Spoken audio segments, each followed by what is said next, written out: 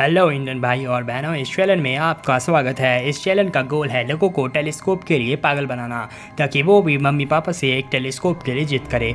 और ये हम क्यों कर रहे हैं? ताकि हमारा भारत भी स्पेस साइंस में आगे बढ़े।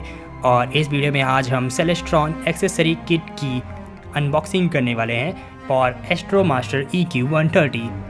इस एक्सेसरी किट को आप दुकान से भी बाय कर सकते हैं, लेकिन मैंने इसे अमेज़ॉन से ख़रीदा है 10,000 में, और इसे बेच रहा था फोटो कार्ड, जो कि एक जानी पहचानी वेबसाइट है इंडिया की। और आपके मन में एक और सवाल होगा कि इतने पैसे हमने इसके क्यों दिए हैं, इसमें इतना क्या खास है? तो मैं आपको बता दूं, इस वक्त हम वो काम करने जा रहे हैं जो भारत में बहुत कम लोग कर रहे हैं, और उस काम को मैं कहता हूं सबसे सस्ती ऑब्जर्वेटरी चलाना।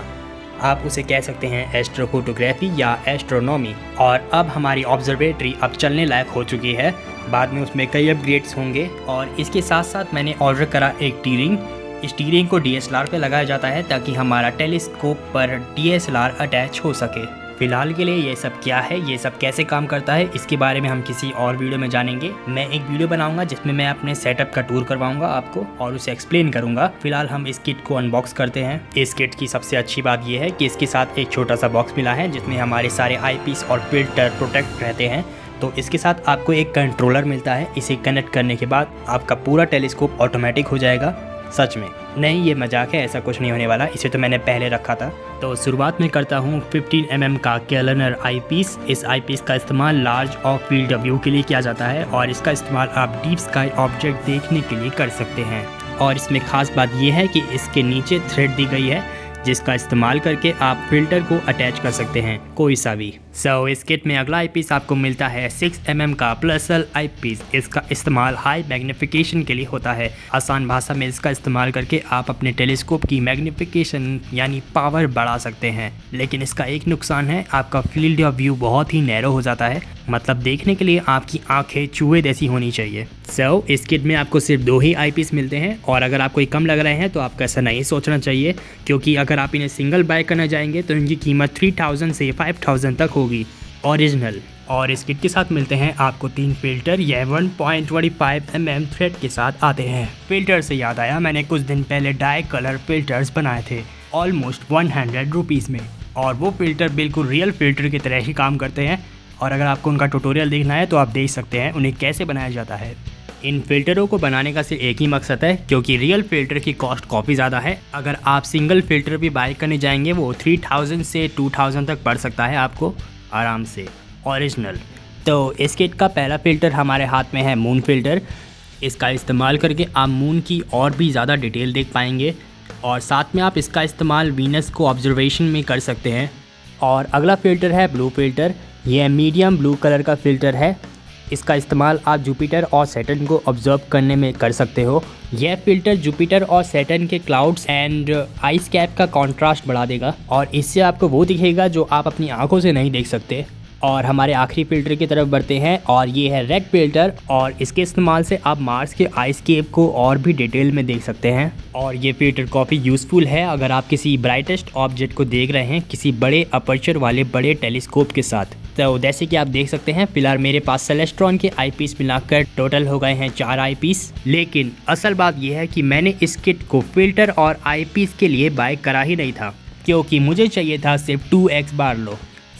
तो सवाल ये है कि मैंने ये किट बाय क्यों करी, और आंसर ये है, अगर आप 2x बार्लो अलग से बाय करने जाएंगे सेलेस्ट्रॉन का, तो वो आपको पड़ जाएगा 5000 तक। फिर मैंने स्मार्ट डिसीजन लिया और 5000 एक्स्ट्रा ऐड करके मैंने पूरी सेलेस्ट्रॉन की किट ही खरीद ली। और इसके साथ मुझे आईपीस फिल्टर जो मिले उनका मैं अपनी कलेक्शन में ऐड कर दूंगा। इसके पीछे सिर्फ यही एक छोटी सी स्टोरी थी। फिलहाल हम बात करते हैं अपने 2x बार्लो की। वैसे मैं आपको बताना चाहूँगा कि आप बिना 2x बार्लो के भी DSLR को अटैच कर सकते हैं, लेकिन इस टेलीस्कोप में एक इशू है, और वो है प्राइम फोकस का। आपके मन में सवाल आ रहा होगा कि ये प्राइम फोकस क्या है, ये कैसे काम करता है।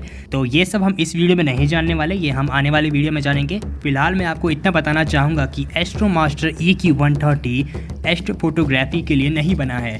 इसे बनाया गया है विजुअल ऑब्जर्वेशन के लिए। लेकिन हमने इस टेलीस्कोप को इतने सारे अपग्रेड किए हैं कि ये टेलीस्कोप अब एस्ट्रो फोटोग्राफी के लिए तैयार हो चुका है।